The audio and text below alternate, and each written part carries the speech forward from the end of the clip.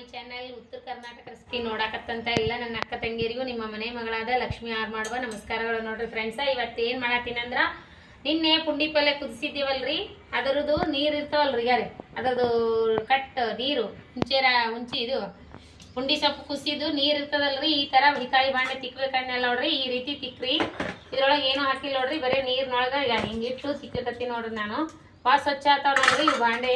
ಹಿತಾಳಿ ಕೊಡ ಈಗ ಹಿತಾಳಿ ಈ ತರ ಬಿಂದಿಗಿ ಇತ್ತು ಅಂದ್ರೆ ನೋಡ್ರಿ ಎಷ್ಟು ಕ್ಲೀನ್ ಆತಾವ ನೋಡ್ರಿಗ, ಎಷ್ಟು ದೌಡ ಕ್ಲೀನ್ ಆಗತ್ತಾವ ನೋಡ್ರಿಗ. ಇದು ಹುಣ್ಸಿನ ಪುಂಡೆ ಸೊಪ್ಪು ನೀರು ಈ ರೀತಿ ಹಾಕಿಬಿಡ್ರಿ, ಎಷ್ಟು ಸ್ವಚ್ಛ ಆತಾವ ನೋಡ್ರಿಗ. ಪುಂಡಿ ಸೊಪ್ಪು ಯಾರು ಕುಸಿದ್ರಿ ಅಂದ್ರೆ ಚಟ್ನಿಗಾದ್ರು ಆಮೇಲೆ ಪಲ್ಯಕ್ಕ ಈ ರೀತಿ ಪುಂಡೆ ಸೊಪ್ಪಿನ ನೀರು ಕೆಡಿಸ್ಬೇಡ್ರಿ. ಈ ರೀತಿ ಹಿತಾಳಿ ಬಾಂಡೆ ಇದ್ರೆ ತಿಕ್ಕೋರಿ, ಸ್ವಚ್ಛ ಆತಾವು.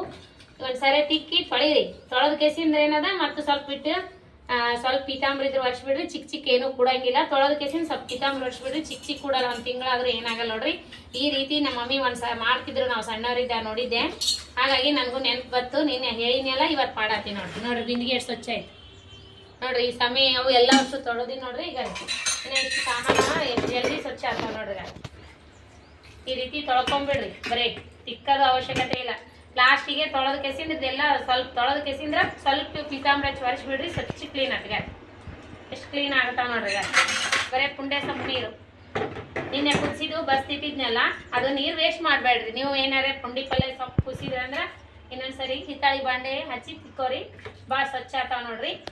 ಮತ್ತೆ ಮುಂದಿನ ಸಿಗೋಣ್ರಿ, ತಿಕ್ಕಿನ ಸಿಗ್ತೀನಿ, ತಿಕ್ಕಿದ್ಮೇಲೆ ಸಿಗೋಣ ನೋಡ್ರಿ. ಈ ರೀತಿ ತಿಕ್ಕೊಂಡೆ ನೋಡ್ರಿ, ಎಷ್ಟು ಸ್ವಚ್ಛ ಆಗ್ಯಾವ.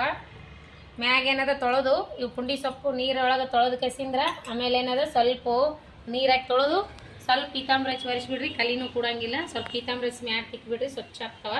ಇಲ್ಲಾಂದ್ರೆ ನೀವು ಸಾಬೂನು ಹಚ್ಚಿ ತಿಕ್ಕ್ರಿ, ಇಲ್ಲಾಂದ್ರೆ ಪೀತಾಂಬ್ರಿ ಹಚ್ಚಿ ತಿಕ್ಲಿಲ್ಲ ಅಂದ್ರೆ ಕುಳ್ಳಿನ ಬೂದಿ ಇದ್ರೆ ಹಚ್ಚಿ ತಿಕ್ಬೋದು ನೋಡ್ರಿ, ಸ್ವಚ್ಛ ಆಗ್ತಾವು. ಬೂದಿ ಇತ್ತಂದ್ರೆ ನಿಮ್ಮ ಮನೆ ಒಳಗೆ ಒಲಿ ಹಚ್ಚೋರಿದ್ರೆ ಅಂದ್ರೆ ಅದು ಹಚ್ಚಿ ತಿಕ್ಕಿದ್ರು ಸ್ವಚ್ಛ ಆಗ್ತಾವ.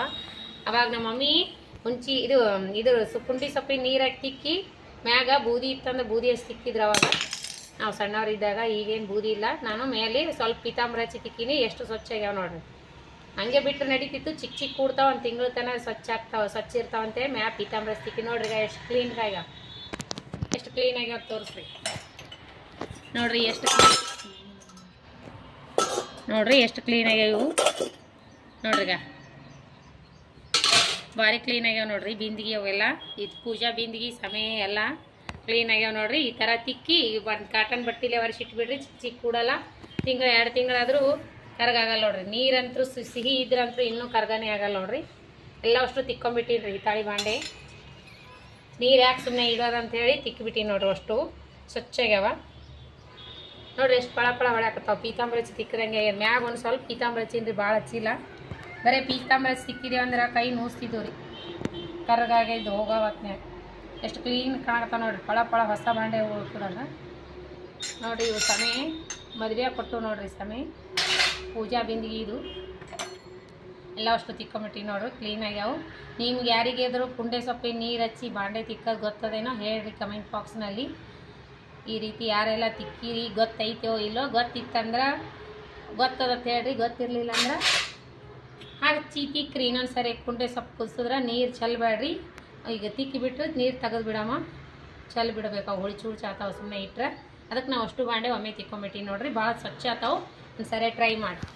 ಈ ಟ್ರಿಪ್ ನಿಮಗೆ ಏನರ ಯೂಸ್ ಆಯ್ತಂದ್ರೆ ಲೈಕ್ ಮಾಡಿರಿ, ಶೇರ್ ಮಾಡಿರಿ, ಸಬ್ಸ್ಕ್ರೈಬ್ ಮಾಡಿರಿ. ಮತ್ತು ಮುಂದಿನ ರೆಸಿಪಿ ಒಳಗೆ ಸಿಗೋಣ ಫ್ರೆಂಡ್ಸ್. ನಮಸ್ಕಾರ, ಬಾಯ್. ಹಾಂಡೆನೂ ತಿಕ್ಕೊಂಡೆ ನೋಡ್ರಿ, ಹಾಂಡೆ ಕೊಡ ಅವೆರಡು ತಿಕ್ಕೊಂಬಿಟ್ಟೆ ನೋಡ್ರಿ. ಅವೆರಡು ಯಾಕೆ ಉಳಿಸೋದಂತ ಎಷ್ಟು ಕ್ಲೀನ್ ಆಗ್ಯಾವ ನೋಡ್ರಿ. ಈಗ ಎಷ್ಟು ಜಳ ಆಗ್ಯಾವ. ತಿಕ್ಕಿ ತೊಳೆದ್ಬಿಟ್ಟು ಒಂದು ಸ್ವಲ್ಪ ಪೀತಾಂಬ್ರಿ ಹಚ್ಚಿ ತಿಕ್ಕಿಬಿಡ್ರಿ, ಮಸ್ತ್ ಆಗ್ತಾವ. ನಾನು ಮದುವೆ ಕೊಟ್ಟು ಹಾಂಡೆ ನೋಡ್ರಿ, ಇದು ಜಳ ಆಗ್ಯದ ನೋಡ್ರಿ, ಹೊಸ ಹಾಂಡೆ ಆದಂಗೆ ಆಗ್ಯದ.